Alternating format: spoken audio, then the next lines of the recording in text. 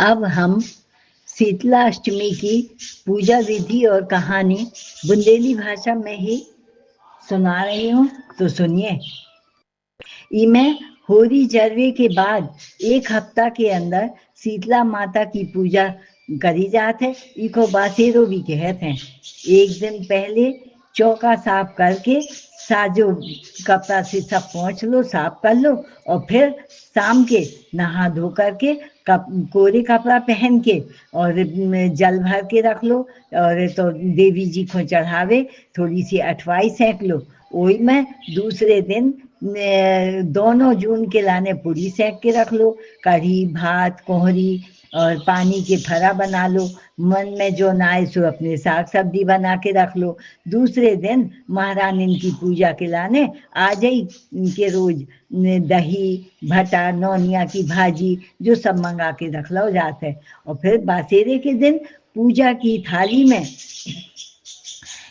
जो सब संगोलो हल्दी रोरी चावल फूल अठवाई बतासा घी गुड़ और काली पीली साथियाँ चिंदी तेल बाती को दिया बिना जलो भाव तेल बाती को दिया, और होली के दिन की बल्लन की माला पैसा सुपारी भटा भाजी दही भात कोहरी फरा ठंडो ठंडो देवी जी को जो सब चढ़ा थे सो जो सब रख लेने पड़ा थे।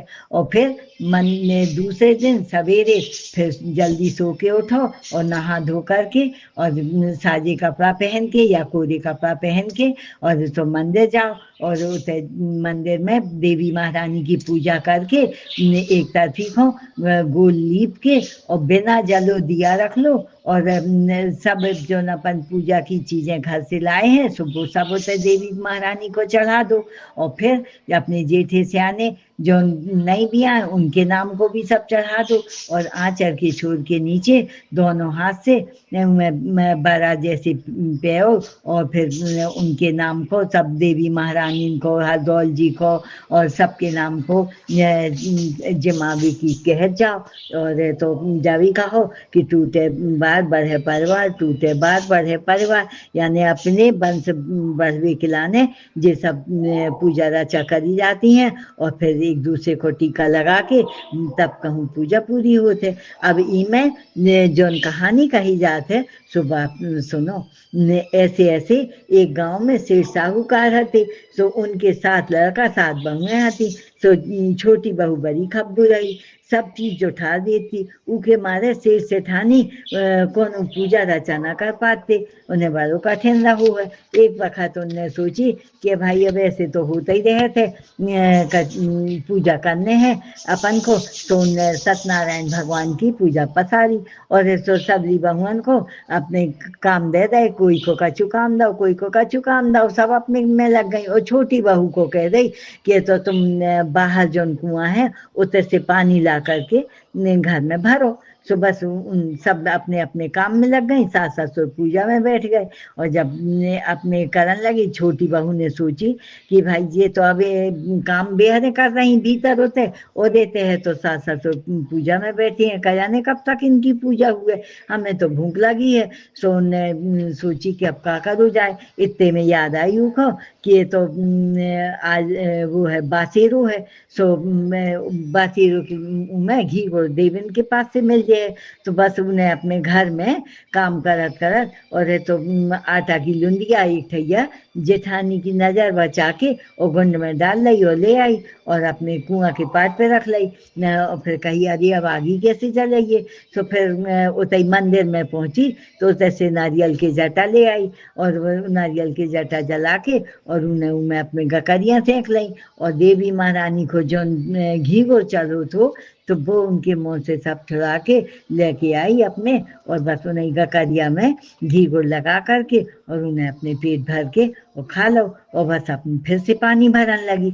इतने है तो जब सास ससुर की पूजा पूरी हो गई सो मैं भी कहने लगी कि आज तो बड़ो गजब हुआ भाई, कि तो छोटी बहू ने कछु जो ठारू नहीं है और भूखी भी बैठी है अभी तक। सो उन्हें बड़ी दया आई, उनने कही सबसे पहले आज वही को खावे खिलाने दे दो भाई।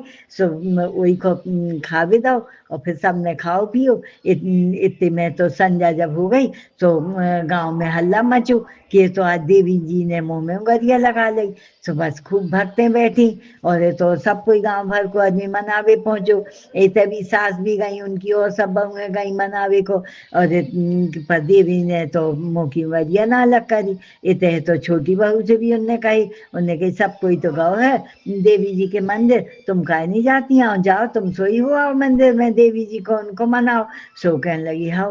अब बे गई होते मंदिर में और मैं देवी जी के मंदिर में सबसे कही कि आप सब कोई थोड़ी बाहर को हो जाओ। और तो उन्हें फिर मंदिर में अंदर से किवाड़ बंद कर ले और कहने लगी कि देवी महारानी हम आपसे तो क्षमा मांगत हैं, काहे कि हमने आपके मुंह से तो घी गुड़ छुड़ा के ले गए हम, तो हमने जो बड़ो अपराध करो है। पर आप तो समझती हो कि ये तो हमसे भूख नहीं सदाता है, यही से हम अपने सास ससुर की तो घर से तो कनक ले आए थे और ये तो आपके पास से तो नारियल की जटा ले गए, सो जला के हमने बनाई। अब हम सूखी कैसे खाते, इसे हम घी गुड़ ले गए आपके मुंह से निकाल के, तो हमने घी गुड़ के साथ खा ली निगा करिया। तो जब बताओ हमने कैसे का अपराध करो है, भाई हमें भूख नहीं सहन रही, इसे हमने जो सब करो। तो अब हम के लाने आपसे बार बार माफी मांगते हैं, क्षमा हमें कर दो और अपने मुंह की उंगलियां निकाल दो, अब आइंदा हमें सुकाम ना कर भी। सो देवी महारानी ने सोची जा है तो बड़ी भोली भाली सी, और इको कछु अपनो समझ में नहीं आता है कि भाई अब उसे भूख नहीं सहन भाई, तूने ऐसो करो और अब हमसे माफी मांगत है। सो उन्हें महारानी ने अपनी उंगलियां अलग कर ली और ऐसो देवी महारानी को उन्हें कही माता वो आपको खूब ठंडो सबने चढ़ाओ है और अब हम गरम ना खावी, हमने अपराध करो तो ना। सो अब हम भी समझ गए कि अब हम भी ठंडो ठंडो खाएं और ठंडो चढ़ाएं आपको, और आपकी प्रसन्नता के लाने आपकी कृपा पावे के लाने हमें सो सब कहें, हमें क्षमा करियो। महारानी ने सब उंगलियां निकाल दी, सब बाहर निकल करके आई। सो उन्हें देखो उन्हें किया अरे भाई बड़ी हम औरत से बड़ी भक्तन है इनकी बहू कि उन्हें महारानी की बका दी उंगलियां बाहर निकाल दी। पर जब महारानी जानती है कि बहू जानत रही है, पर उन दिन बासेरो रहो और जे सब ठंडो सबने चढ़ावो शुरू करो। सबने उससे कही कि भाई अब हम सोई ऐसे ही ठंडो चढ़ाएं ठंडो खाएं पिए और सब कोई ऐसे ही करने लगी। जय हो देवी महारानी आपकी जय हो। अब इनकी में बासेरे में एक दूसरी कहानी कही जात है, सो बात सोई हम कह रहे सुन लो। ऐसे ऐसे एक देवरानी जेठानी रही। एक बखत देवरानी के लड़का को माता निकल आई। सो सास ने माता से बड़ी विनती करी और जब ठीक हो गई तो वे माता पूजवे जान लगी। तो बहुअन से कह गई, कह लगी देखो तुम आज गरम कछु ना बनाइयो और ना खाइयो, और देवी माता की पूजा करके आई। सो लड़का को पानी उतारो वे अच्छी हो गई। अब थोड़े दिन में तो जेठानी के लड़का को माता निकल आई। तो सास से कही कि तो इनकी माता निकली हैं तो आप वैसे ही पूजा करो। तो उनने उसे मंदिर में जाके वैसे ही विनती करी और तो उनकी माता की भी सब ठीक हो जाए। तो बस उनकी भी ठीक हो गई, घर में आई और तो उन दिन पूजा कर भी जान लगी। तो बहू से कह गई कि तो तुम गरम ना बनाइयो खाइयो, अब हम जा रहे हैं। तो वे मंदिर पूजवे गई। तब तक में वे उते गई तो बहू ने सोची कि कौन थे हमें सास देख लिया आ रही हैं। तो उन्हें जल्दी से झट कढ़ैया चढ़ाई और गरम गरम पूड़ी बनाई और इसको खा ली। सास जब घर में आई पूज करके पानी उतारो और फिर देखो तो संध्या तक में उनकी तो और बड़ी बड़ी माता निकल आई।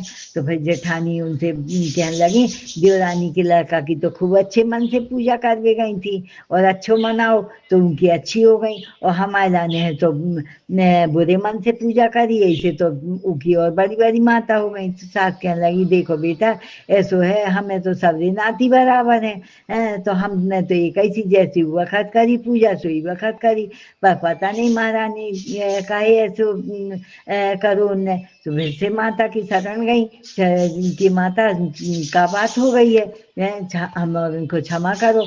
तो माता एक जन के सिरे आ गई और आके उनने बताई, बोली कि तुम जब तक इतने पूजा कर देख लाने आई तो भाई उतने बीच में इन्हें बहू ने उतने कढ़ैया चढ़ा के गरम गरम बनाओ खाओ, ऐसे ऐसो भाव।